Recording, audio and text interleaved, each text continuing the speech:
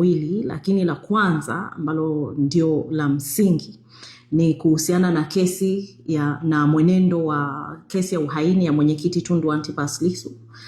Chama cha Demokrasia tunatoa taarifa kwa umma kwamba hii kesi itasikilizwa tarehe 11 Juni 2026 kwenye mahakama ya rufani jijini Dar es Salaam, na itasikiliza maombi ya kesi hii, kesi namba 7440840 ya mwaka 2026 kati ya Jamhuri na mwenyekiti Tundu Antipas Lissu. Maombi hayo yatasikilizwa na jopo la majaji watatu, ambayo jaji wa mahakama wa rufaa Mheshimiwa Mwarija, Mheshimiwa Muruke na Mheshimiwa Hamisi. Hii kesi itasikilizwa kuanzia saa 3 asubuhi na kuendelea. Sasa nataka turudi kidogo kwenye msingi wa kesi, kwa nini ilisimama na ilisimama lini. Hii kesi imesimama tangu tarehe 24 Februari baada ya maombi ya Jamhuri kutaka kuleta mashahidi wapya kutokana na yale ambayo yalitokea tarehe 29 Oktoba. Kwa hiyo ni rufaa ya Jamhuri dhidi ya mwenyekiti Tundu Antipas Lissu. Walishaomba kuleta hawa mashahidi wapya na jopo la majaji ambao walikuwa wanasikiliza kesi hii walikataa. Kwa hiyo hii ni rufaa yao ya kutaka kuwaingiza hawa mashahidi baada ya yale yaliyotokea tarehe 29 Oktoba. Kwa hivyo ni wasihi ndugu wanachama, wananchi, wafuasi wa Chama cha Demokrasia, mje msikilize kesi hii na namna ambavyo inaendelea.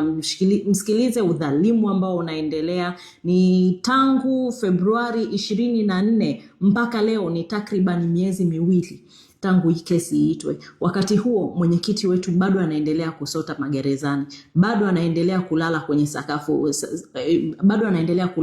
sakafuni chini, bado anaendelea kula chakula cha magereza, bado anaendelea kuzuiliwa kuonana na wanachama, kuonana na viongozi wa Chama cha Demokrasia, na bado anaendelea kupata mateso ya magereza, mambo ambayo sio sawa. Kama nchi, kama chama, tunatakiwa kukataa haya mambo, na ndio maana tunawasihi wananchi mje mshirikiane na sisi Chadema kusikiliza hii kesi, lakini kukataa udhalimu ambao unaendelea. Hii ni nchi ambayo yupo kwenye sovereignty, na kila siku wanatuambia kwamba hii nchi ni huru. Basi kutokana na uhuru huo, basi kila mtu anatakiwa apate usawa wa kusikilizwa kesi yake, usawa wa kuwa huru, usawa na kuishi na familia.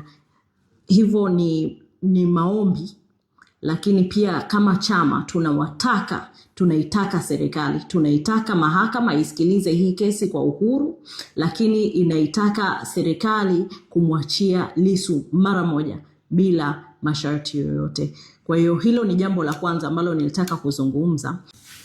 Jambo la pili ambalo nilitaka kuzungumzia ni kuhusiana na jeshi la polisi kuanzisha operation ya kukamata na kupiga wananchi ambao wanauza vifaa vya Chadema. Kwa kweli hili jambo ni jambo baya sana, ni baya sana kwa nchi. Hiki ni chama cha siasa, na kama chama cha siasa tuacheni tufanye kazi yetu ambayo ni siasa.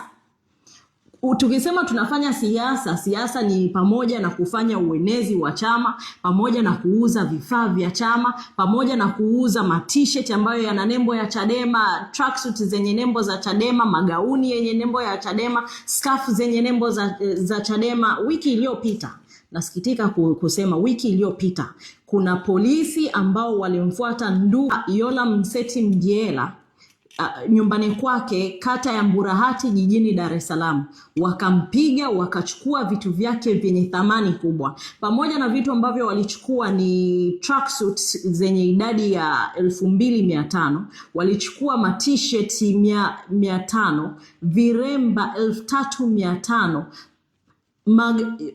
magwanda walichukua pisi 350. Hivi vitu vina gharama kubwa. Sisi kama Chadema tunajua uniform zetu, t-shirt ambayo tunavaa, hizi uniform zina gharama kubwa tofauti na vyama vingine.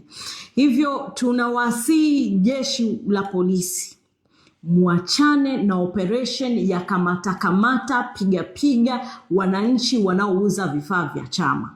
Tunawasihi kuacha chama kifanye kazi yake ambayo ni siasa. Lakini pia wanaouza vifaa vya uenezi wa chama, endeleeni kuuza hivi vifaa kwa uhuru wote, kwa sababu hiyo sio kazi ya jeshi ya polisi. Kazi ya jeshi la polisi ni kukamata wanaofanya makosa ya jinai. Hiki chama cha siasa na kinaendelea kufanya kazi yake ya siasa. Nyie jeshi la polisi, endeleeni kulinda wananchi na mali zao. Ndio kazi ya jeshi la polisi. Kwa kusema hayo mawili, naomba niwashukuru. Asanteni.